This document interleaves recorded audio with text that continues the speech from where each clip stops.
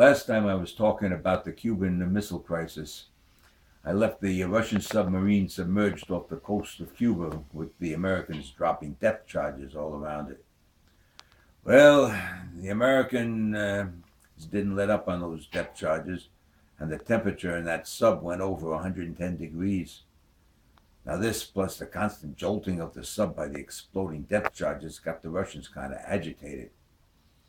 Now, you might say, good, maybe that'll make them go back to where they came from, but it didn't.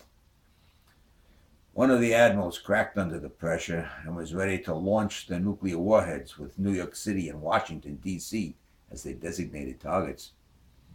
Now, the way the Russian submarines work is that it takes 3 keys to insert it into the control panel and turn it at the same time to activate the missiles. And there were 3 admirals on board that sub, and each one had a key. The admiral who cracked inserted his key, saying he couldn't take it anymore and was ready to start a war. The second admiral said to count on him and inserted his key. Now, the third admiral, Alexei Kasparov, said that he wasn't ready to start a nuclear holocaust and refused to insert his key.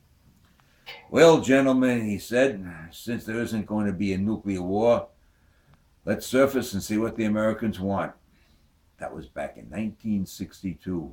I was just an 18-year-old boy at the time, just starting college.